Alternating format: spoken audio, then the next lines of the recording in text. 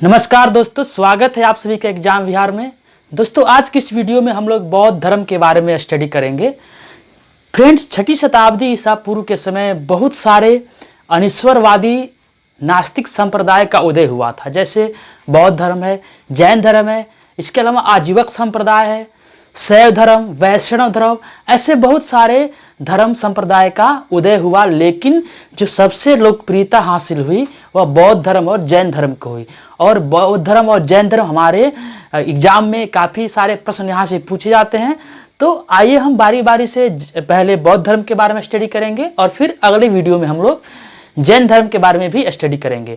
तो फ्रेंड्स, चलिए शुरुआत करते हैं। सबसे पहले जो आपका बौद्ध धर्म है, यह एक अनिश्वरवादी यानी कि नास्तिक संप्रदाय है, यानी कि ईश्वर को नहीं मानने वाला। यानी कि इसके जो मानने वाले थे वे ईश्वर को नहीं मानते थे, ईश्वर के अस्तित्व को नहीं मानते थे। इसलिए इसको हम नास्तिक या फिर अनिश्वरवादी संप्रदाय भी कहते हैं। तो चलिए दोस्तों, आप देखते हैं यहाँ पे बौद्ध धर्म का संस्थापक किसे कहा गया है। तो बौद्ध धर्म के जो संस्थापक है वे आप जानते हैं महात्मा बुद्ध को कहा जाता है। महात्मा बुद्ध। तो सबसे पहले हम लोग महात्मा बुद्ध जो कि बौद्ध धर्म के संस्थापक हैं, तो महात्मा बुद्ध के हम लोग जीवन का परिचय करेंगे। यानी कि उनका जन्म, उनका मृत्यु, उनके बचपन का नाम, उनके माता पिता का नाम। तो उनके जीवन परिचय से भी काफी अच्छे प्रश्न पूछे जाते हैं। तो चलिए देखते हैं यहाँ पे। सबसे पहले हम बात करें कि महात्मा बुद्ध का जन्म कब हुआ था। तो दोस्तों, महात्मा बुद्ध का जो जन्म है वह 563 BC हुआ था। यानी कि 563 ईसा पूर्व इनका जन्म हुआ था। अब बात करते हैं जन्म स्थान। जन्म कहाँ पे हुआ था? तो कपिलावस्तु जिसे लुम्बिनी कहते हैं, लुम्बिनी में, जो कि अभी वर्तमान में नेपाल में है। तो ये आपका महात्मा बुद्ध का जन्म स्थान है। कपिलावस्तु लुम्बिनी में इनका जन्म हुआ था 563 ईसा पूर्व में, और ये वर्तमान में नेपाल की तराई क्षेत्र में स्थित है। इसके बाद देखते हैं कि महात्मा बुद्ध का बचपन का नाम क्या था। तो इनके बचपन का जो नाम था वह सिद्धार्थ था। महात्मा बुद्ध के जो बचपन का नाम था वह सिद्धार्थ था। इसके अलावा इनके पिता की बात करें तो इनके पिता का नाम था सुद्धोधन। पिता का नाम क्या था? तो सुद्धोधन था, जो कि शाक्य कुल के प्रधान थे। सुद्धोधन क्या थे? सुद्धोधन जो महात्मा बुद्ध के पिता हैं वे शाक्य वंश के या शाक्य कुल के प्रधान थे। तो ये भी प्रश्न पूछा जाता है। और इसीलिए महात्मा बुद्ध को शाक्य मुनि भी कहते हैं। महात्मा बुद्ध को शाक्य मुनि भी एक नाम दिया जाता है, क्योंकि महात्मा बुद्ध के जो पिता थे वे शाक्य वंश के, शाक्य कुल के प्रधान थे। तो इसको भी आप ध्यान रखेंगे। इसके बाद देखते हैं इनके माता का नाम क्या था। दोस्तों, महात्मा बुद्ध के जो माता का नाम था वो महामाया था। महामाया था, जो कि कोलीय वंश की राजकुमारी थी। महात्मा बुद्ध की माता का नाम महामाया था और एक कोलीय वंश की राजकुमारी थी। लेकिन दोस्तों, महात्मा बुद्ध की जन्म के कुछ ही दिनों बाद इनकी माता महामाया की मृत्यु हो जाती है, और इस वजह से महात्मा बुद्ध का जो लालन पालन है वो इनकी मौसी ने किया, जिनका नाम यहाँ पे देखने को मिलता है प्रजापति गौतमी। यानी कि महात्मा बुद्ध की मौसी का नाम क्या है? तो प्रजापति गौतमी है, और ये भी कोलीय वंश की राजकुमारी हैं। इसके बाद देखते हैं यहाँ पे महात्मा बुद्ध यानी कि सिद्धार्थ बचपन का नाम है। इनकी पत्नी का नाम क्या है? इनकी पत्नी का नाम है यशोधरा। और यशोधरा से इनको एक पुत्र की प्राप्ति भी हुई थी, जिनका नाम हमें देखने को मिलता है राहुल। तो महात्मा बुद्ध की पत्नी का नाम यशोधरा, और 16 वर्ष की उम्र में महात्मा बुद्ध को एक पुत्र की प्राप्ति होती है, और उसके पुत्र का नाम क्या था? तो राहुल था। तो दोस्तों, इस प्रकार हमने यहाँ पे देखा कि महात्मा बुद्ध जो कि बौद्ध धर्म के संस्थापक हैं, और उनके जीवन का परिचय, उनका जन्म, उनका जन्म स्थान, उनके बचपन का नाम, पिता का नाम और माता का नाम, इसके अलावा उनके लालन पालन उनके मौसी ने किया, तो मौसी का नाम, उनकी पत्नी और उनके पुत्र का नाम। और इनको जो पुत्र की प्राप्ति हुई थी वह 16 वर्ष की आयु में हुई थी।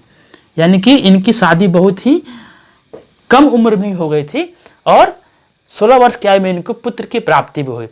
इनके जीवन से जुड़ी ये घटना यहाँ पे हमें देखना है कि महात्मा बुद्ध के जन्म के समय में ही एक कालदेव नामक ऋषि ने भविष्यवाणी की। कालदेव नामक एक ऋषि ने भविष्यवाणी की कि यह बालक या तो एक बहुत ही प्रतापी सम्राट बनेगा या फिर एक सन्यासी बनेगा। इस वजह से महात्मा बुद्ध के जो पिता थे उन्होंने बालक सिद्धार्थ को बिल्कुल ही भौतिक सुख सुविधाओं के बीच रखा ताकि ये सन्यासी न बन जाए। लेकिन बालक सिद्धार्थ बचपन से ही बहुत ही शांति प्रिय चिंतनशील रहते थे, इसलिए इनके पिता को इस संदेह था कि निश्चित रूप से कहीं ये सन्यासी ही ना बन जाए। इसलिए इनके पिता ने इनकी शादी बहुत ही कम उम्र में करा दी और उनसे इनकी पुत्र की प्राप्ति। दोस्तों, महात्मा बुद्ध यानी कि बालक सिद्धार्थ अभी महात्मा बुद्ध नहीं बने हैं।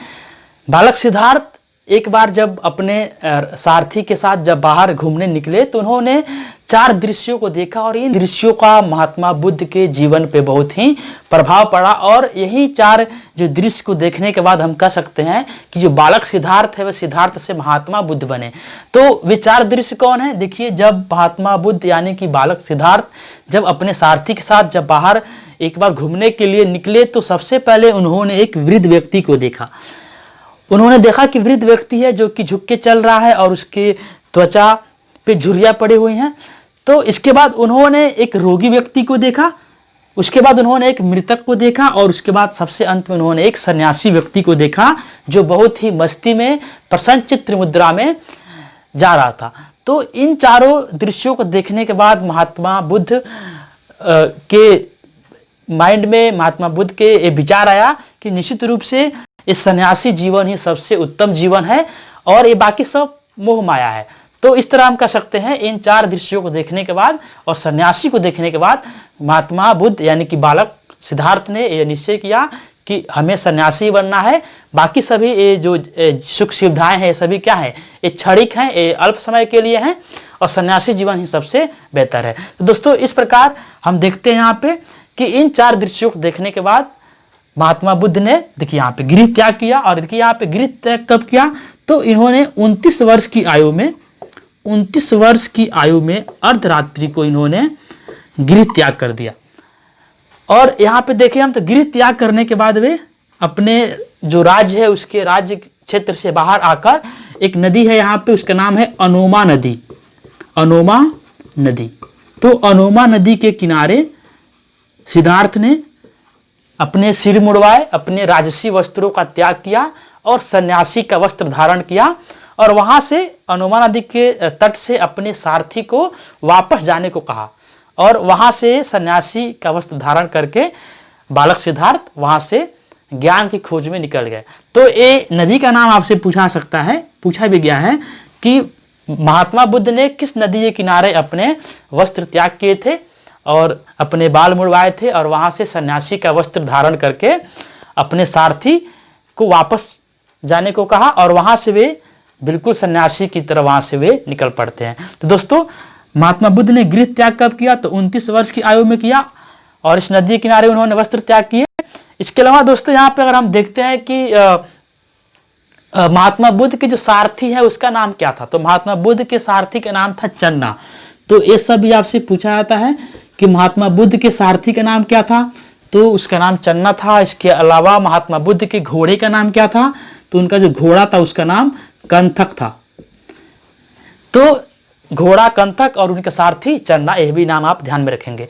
इसके बाद हम यहाँ पे दोस्तों देखते हैं कि ज्ञान प्राप्ति कैसे हुई। 29 वर्ष की आयु में जब महात्मा बुद्ध अपने गृह त्याग करके निकल गए तो उन्होंने उरुवेला जो कि वर्तमान में गया में स्थित है, उरुवेला यानी कि बोध गया भी कहते हैं हम लोग इसको, बोध गया में निरंजना नदी के तट पे, निरंजना नदी के तट पर पीपल वृक्ष के नीचे, पीपल, ये सभी फैक्ट्स पूछे जाते हैं, पीपल वृक्ष के नीचे इनको ज्ञान प्राप्ति हुई और ये 35 वर्ष की आयु में ज्ञान प्राप्ति हुई। यानी कि 29 वर्ष की आयु में इन्होंने गृह त्याग किया और 6 वर्ष भटकने के बाद, तपस्या करने के बाद 35 वर्ष की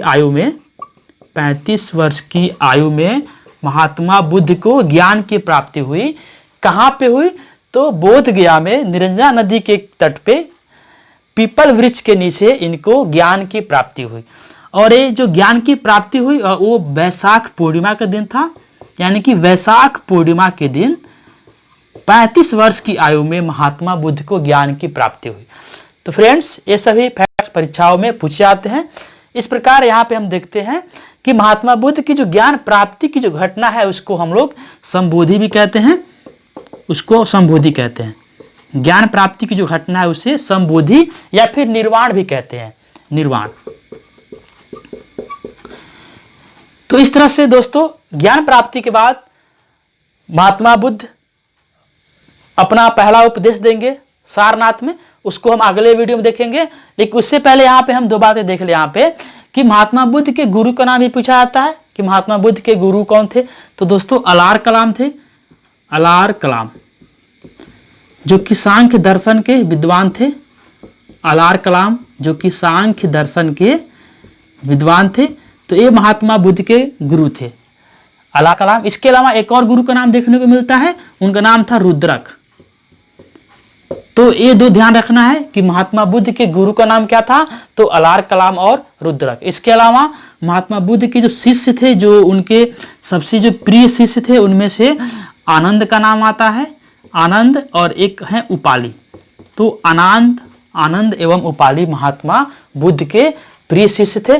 तो दोस्तों इस प्रकार आपने यहाँ पे देखा कि महात्मा बुद्ध के जीवन का परिचय, उनकी गृह त्याग की घटना, उनके ज्ञान प्राप्ति की घटना, और उनके सारथी, उनके घोड़े और उनके गुरु या फिर उनके शिष्य का नाम क्या था। आइए देखते हैं आगे।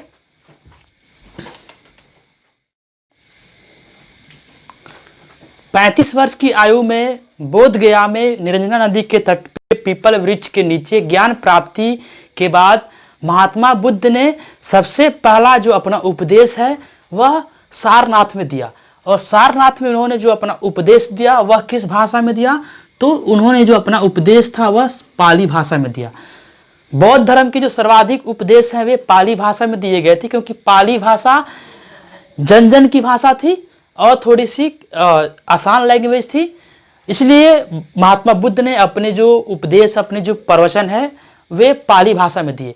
इसके बाद दोस्तों ये जो प्रथम उपदेश है, यानी कि जो महात्मा बुद्ध ने अपना जो पहला प्रवचन दिया था, इस घटना को हम लोग धर्म चक्र परिवर्तन कहते हैं। यानी कि धर्म का चक्र परिवर्तित हुआ है। महात्मा बुद्ध ने जब अपने पहले उपदेश को दिया, अपने पहला प्रवचन को दिया, तो वहां से धर्म का चक्र परिवर्तित हुआ। इसलिए इसको हम लोग पहले उपदेश की घटना को धर्म चक्र परिवर्तन कहते हैं।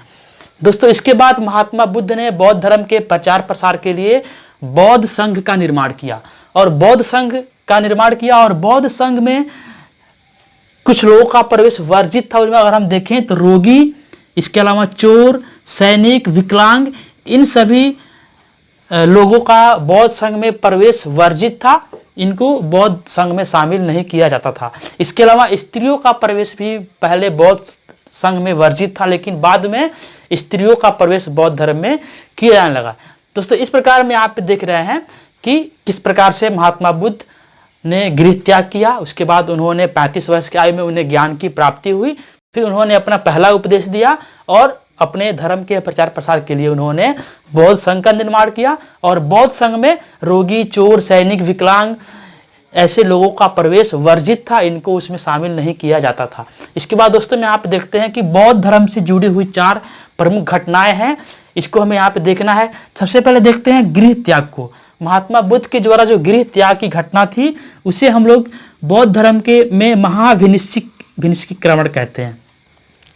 गृह त्याग की घटना क्या कहते हैं? महाविनिष्क्रिमण कहते हैं।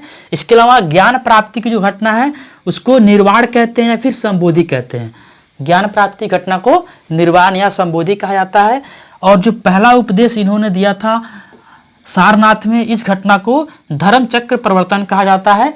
और महात्मा बुद्ध की जो मृत्यु हुई थी, इस घटना को हम लोग महापरिनिर्वाण कहते हैं। और महात्मा बुद्ध की मृत्यु की बात करें यहाँ पे, तो महात्मा बुद्ध की जो मृत्यु है वह 483 BC में कुशीनगर में हुआ था। कुशीनगर, जिसे कुशीनारा भी कहते हैं। तो महात्मा बुद्ध की जो मृत्यु है वह 483 ईसा पूर्व में कुशीनगर में हुआ। और इस घटना को हम लोग महापरिनिर्वाण कहते हैं। दोस्तों इसके अलावा हम आइए देखते हैं कि महात्मा बुद्ध के जीवन से जुड़े हुए कुछ प्रतीक हैं, कुछ प्रतीक चिन्ह हैं, उनसे भी प्रश्न पूछा जाता है। जैसे महात्मा बुद्ध का जो गर्भावस्था, यानी कि जब महात्मा बुद्ध गर्भ अवस्था में थे तो उसका प्रतीक है हाथी। हाथी महात्मा बुद्ध के गर्भावस्था का प्रतीक है। इसके अलावा उनके जन्म का प्रतीक है कमल, और उनके यौवन यानी कि उनके यौवन काल का जो प्रतीक है वह है सांड। इसके अलावा महात्मा बुद्ध यानी कि बालक सिद्धार्थ ने जब गृह त्याग किया तो उनके गृह त्याग का जो प्रतीक है वह घोड़ा है। इसके अलावा ज्ञान प्राप्ति की जो घटना है उसका जो प्रतीक है वह बोधि वृक्ष है। बोधि वृक्ष यानी कि पीपल का वृक्ष, जिसके नीचे महात्मा बुद्ध को उरुवेला वन में ज्ञान की प्राप्ति हुई थी। तो ज्ञान प्राप्ति का जो प्रतीक चिन्ह है वह बोधि वृक्ष यानी कि पीपल का वृक्ष। इसके अलावा जिन्होंने अपना प्रथम प्रवचन दिया था सारनाथ में, उसका प्रतीक है चक्र, चक्र उसका प्रतीक है। इसके अलावा उनका मृत्यु का जो प्रतीक है वह है स्तूप। तो दोस्तों इस प्रकार आपने देखा यहाँ पे कि महात्मा बुद्ध के जीवन की जो प्रमुख प्रतीक चिन्ह है उनको यहाँ पे देखा, एक प्रश्न पूछा जाता है। इसके अलावा हमने उनके जीवन से जो प्रमुख 4 घटनाएं हैं, उनका गृह त्याग की घटना, ज्ञान प्राप्ति, पहला उपदेश और उनके मृत्यु, इन्हें हम लोग क्या बोलते हैं ये आपने देखा।